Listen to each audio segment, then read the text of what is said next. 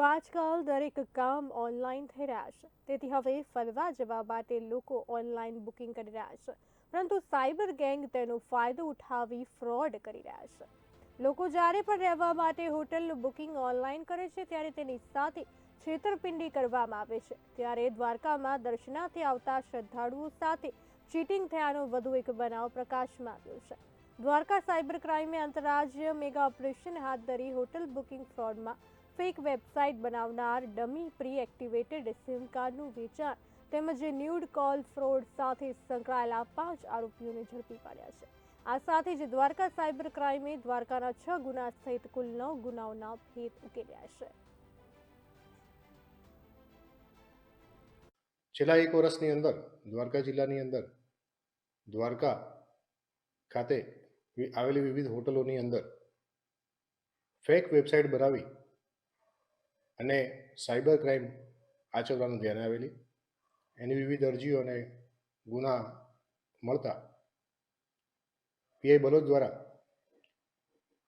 PI SR Jhala તેમજ અન્ય ટીમો બનાવી આવા ગુનાની તપાસ આચરવામાં આવેલી, જેના અનુસંધાને દ્વારકા જિલ્લાના પોલીસ સ્ટેશનના 4 સાયબર ક્રાઇમના ગુનાઓના આરોપી તેમજ ખંભાળિયા પોલીસ સ્ટેશનના સેક્સટોર્શનના ગુનાનો એક આરોપીને સાયબર ક્રાઇમની વિવિધ ટીમો બનાવી અને પકડી પાડવામાં આવેલ છે. આમ કુલ 5 આરોપીને દેવભૂમિ દ્વારકા જિલ્લાની સાયબર ક્રાઇમ પોલીસ સ્ટેશન દ્વારા પકડી ધોરણસરની કાર્યવાહી ચલાવવામાં આવે છે અને આગળની તપાસ શ્રી બલોદ સાહેબના પીઆઈ સાયબર ક્રાઇમ ચલાવી રહ્યા છે.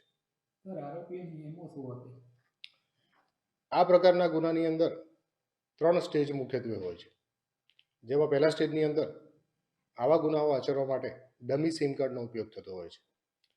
તો વડોદરાના મોનાક પટેલ તેમજ અન્ય અગાઉ પકડાયેલા આરોપીઓ ગ્રાહકોના સિમ કાર્ડ મેળવવા માટે જે પીઓ સેન્ટર હોય છે એના ઉપર આ લોકો નોકરી કરતા હોય છે અને ગ્રાહકોને સિમ કાર્ડ એક્ટિવેટ નથી થયું એ રીતની ખોટી માહિતી આપી અને એમનું સિમ કાર્ડ પોતે રાખી લઈ અને ફરીથી નવું સિમ કાર્ડ એક્ટિવેટ કરીને આપતા હોય છે.